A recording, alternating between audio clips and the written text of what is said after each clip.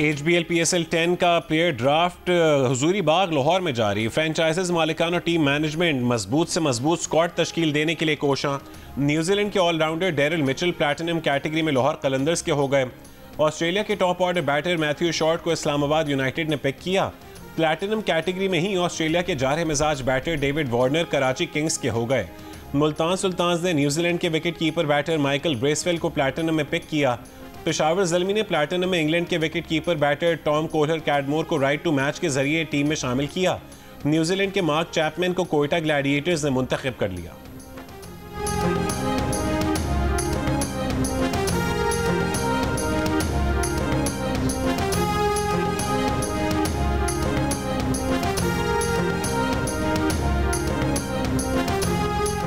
बानी पीटीआई और बुशरा बीबी की अदालत न आने पर 190 मिलियन पाउंड रेफरेंस का फैसला तीसरी बार मौखर। एहतसाब अदालत के जज राना नासिर जावेद ने कहा ना मुल्जिमान ना वकला और ना ही उनका कोई फैमिली मेंबर अदालत आया। बानी पीटीआई को कमरा अदालत में आने के लिए 2 बार पैगाम भेजा लेकिन वो अदालत नहीं आए। बुशरा बीबी को आज फैसला सुनाए जाने का इल्म था मगर वो भी अदालत नहीं आई।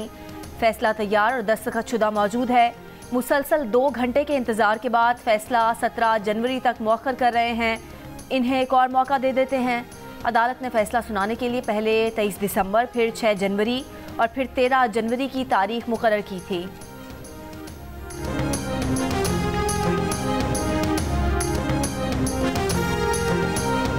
फैसला अनाउंस न करना, मैं ये आपको कहूँ हमारे तरफ से नहीं है। हम बिल्कुल तैयार हो के इस नीयत से आए थे कि आज फैसला सुनाया जाएगा, लेकिन ये फैसला जज साहब ने अपनी मर्जी से डेट डाल करके आगे मौखर किया है। किसी भी डील का नतीजा नहीं है ये। बुशरा बीबी अनरवे उसने भी वहाँ पेशी होना था लेकिन जज साहब ने पहले से उन्होंने डेट दे दी है। सुनने में यह आ रहा है कि 15 तारीख को तीसरी नशस्त होगी, लेकिन अगर कोई ये तासुर देना चाहता है कि इस मुज़ाकरात की वजह से फैसला मौखर किया गया है तो बिल्कुल ये गलत है। हम कोई डील नहीं करेंगे। मुज़ाकरात और इस मुकदमे का आपस में कोई ताल्लुक नहीं है। फैसला हमारी वजह से नहीं, जज साहब ने अपनी मर्जी से मौखर किया। ये किसी डील का नतीजा नहीं है। चेयरमैन पीटीआई बैरिस्टर गौहर का दावा। कहा कि अदालती अमले ने 11 बजे का वक्त दिया था। वकला और बानी पीटीआई की फैमिली मौजूद थी। बुशरा बीबी भी आ रही थी। हमारे अंदर जाने से पहले ही फैसला मौखर कर दिया गया। कहाँ लिखा है कि मुल्जिमान मौजूद हों तो फैसला सुनाया जाए? तोशा खाने के फैसले के वक्त बुशरा बीबी मौजूद नहीं थी। सलमान अकरम राजा ने कहा है कि मुज़ाकरात और इस मुकदमे का आपस में कोई ताल्लुक नहीं, डील नहीं कर रहे। शौकत यूसुफजई ने कहा है कि फैसला तीसरी मरतबा मौखर होने पर मायूसी हुई। लगता है कि हुकूमत NRO लेने के चक्कर में है। ना NRO लेंगे और ना देंगे।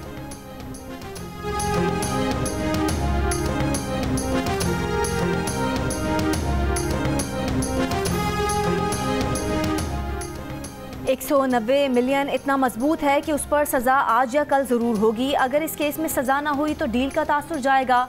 नून लीग के तलाल चौधरी की जियो न्यूज़ से गुफ्तगू। कहा बानी पीटीआई, बुशरा बीबी और वकला आज फिर सजा से बचने के लिए पेश नहीं हुए। वजीर इत्तलात पंजाब अज़मा बुखारी ने कहा फैसले का राग अलापने वालों का पूरा टब्बर अदालत से गायब है। जज 2 घंटे इंतजार करते रहे लेकिन मौसूफ अपने सेल से कमरा अदालत में ना पहुंच सके।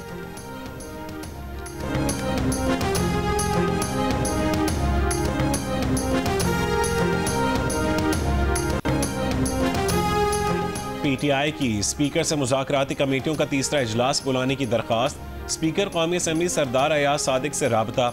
ज़राए के मुताबिक अयाज सादिक ने जल्द हुकूमत और पीटीआई कमेटी के इजलास की यकीन दहानी करवा दी। पीटीआई कमेटी तीसरी बैठक में जुडिशल कमीशन बनाने और कैदियों की रिहाई के मुतालबात तहरीरी तौर पर पेश करेगी।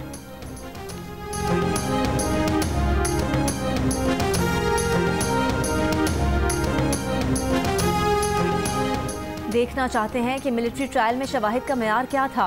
क्या फील्ड कोर्ट मार्शल में गवाहों पर जिरा की इजाज़त थी? क्या दिफा में गवाह पेश करने का हक दिया गया? जस्टिस हसन अजहर रिजवी के मिलिट्री ट्रायल केस में सवालात। वजारत दिफा के वकील ख्वाजा हारिस ने जवाब दिया कि सुप्रीम कोर्ट अपील में ट्रायल नहीं देख सकती। शवाहिद के मेयार का जायजा लेने के लिए सुप्रीम कोर्ट को इख्तियार समाअत भी मद्देनजर रखना होगा, जिस पर जस्टिस हसन अजहर रिजवी ने कहा कि फिर भी हम जायजा तो ले सकते हैं ना मियाँ। ख्वाजा हारिस ने जवाब दिया कि वो एहतराम के साथ कहना चाहते हैं कि सुप्रीम कोर्ट केस के मेरिट्स पर नहीं जा सकती। ऑफिशियल सीक्रेट एक्ट 1967 से आर्मी एक्ट का हिस्सा है। जस्टिस हसन अजहर रिजवी ने कहा कि ये वाक़या मई का है और सीक्रेट एक्ट में तरमीम अगस्त में की गई है। क्या कानून का इतलाक माजी से किया गया है? वजारत दिफा के वकील ने जवाब दिया कि जी हाँ, ऑफिशियल सीक्रेट एक्ट का इत्तलाक माजी से किया गया है। आईनी बेंच के सरबराह जस्टिस अमीनुद्दीन खान ने ख्वाजा हारिस को कल तक दलाइल मुकम्मल करने की हिदायत करते हुए समाअत कल तक मुलतवी कर दी। शेर अफजल मरवत ने अपने बयानात से पार्टी पॉलिसी की खिलाफ वर्जी की, नताइज का सोचे बगैर बात की और एक से ज़्यादा मरतबा पार्टी को नुकसान पहुंचाया। 7 दिन के अंदर जवाब दें वरना पॉलिसी के मुताबिक एक्शन लिया जाएगा। तहरीक इंसाफ ने शेर अफजल मरवत को पार्टी डिसिप्लिन की खिलाफ वर्जी पर शोकास नोटिस जारी कर दिया। नोटिस में कहा गया है कि शेर अफजल मरवत को बतौर मेंबर असम्बली और कोर कमेटी मुज़ाकराती अमल का मुकम्मल इदराक है। बतौर मेंबर शेर अफजल मरवत को किसी मुज़ाकराती टीम मेंबर के खिलाफ बयान नहीं देना चाहिए। शेर अफजल मरवत ने जारी मुज़ाकरात के बारे में भी सख्त कॉमेंट्स दिए। बानी PTI के सामने मामला रखा गया तो उन्होंने शोकॉज नोटिस जारी करने के अहकाम दिए। ये शोकॉज एक से ज़ायद मरतबा पार्टी पॉलिसी की खिलाफ वर्जी पर जारी किया जा रहा है।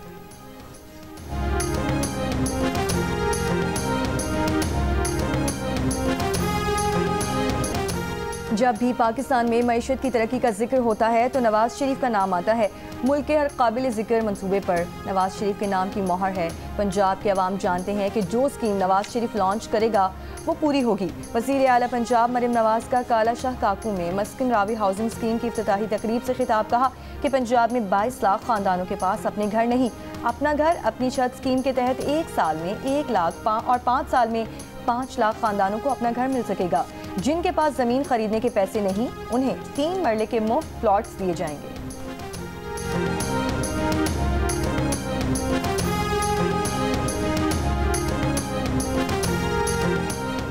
फेडरल बोर्ड ऑफ रेवेन्यू का 1000 से ज़्यादा नई गाड़ियां खरीदने का फैसला। FBR ने 1010 गाड़ियां खरीदने के लिए कंपनी को लेटर ऑफ इंटेंट लिख दिया। खत के मुताबिक नई खरीदी जाने वाली 1010 गाड़ियों का तखमीना लागत 6 अरब रुपए से ज़्यादा होगा। गाड़ियों की खरीदारी 2 मराहिल में होगी। FBR मुकम्मल रकम अदा करेगा। 1010 गाड़ियों की खरीदारी के लिए 3 अरब की पेशगी अदायगी की जाएगी। तर्जुमान FBR के मुताबिक गाड़ियों की खरीदारी FBR के ट्रांसफॉर्मेशन प्लान का हिस्सा है। ये गाड़ियाँ फील्ड अफसरान के सदाद कार बेहतर बनाने के लिए ली जा रही हैं। ये गाड़ियाँ सिर्फ फील्ड अफसरान के लिए होंगी।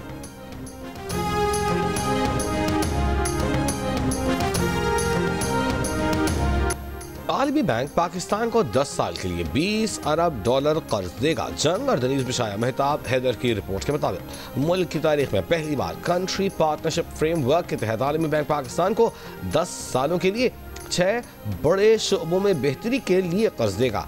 इन शोबों में बच्चों की नशोनुमा, मौसमियाती तब्दीली, साफ तवानाई, बेहतर हवा का मायार, अवामी वसाइल और पैदावारी निजी सरमायाकारी में इजाफा शामिल है।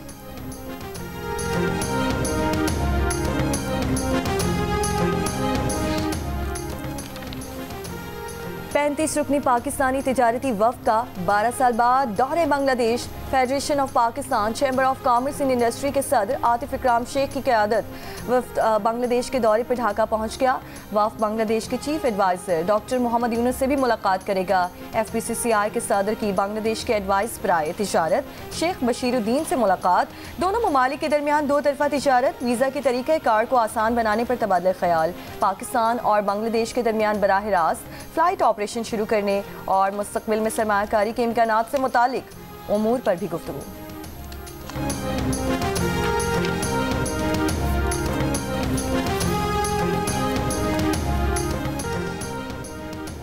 और टल पारा चनार मरकजी शाहरा को हर किस्म की आमदोरफ्त के लिए बंद हुए 3.5 महीने हो गए। पारा चनार के तमाम कारोबारी मराकज़, दुकानें बंद, खुराक और अद्वियात की किल्लत, शहरी परेशान। मुसाफिरों का आज रास्ते न खुलने की सूरत में पैदल मार्च का ऐलान। कुरम के इलाके बग्गन मंदूरी में कबाइल का धरना। ज़िले इंतज़ामिया के मुताबिक अमन मुआहदे के तमाम नुकात पर मरहला वार अमल किया जाएगा।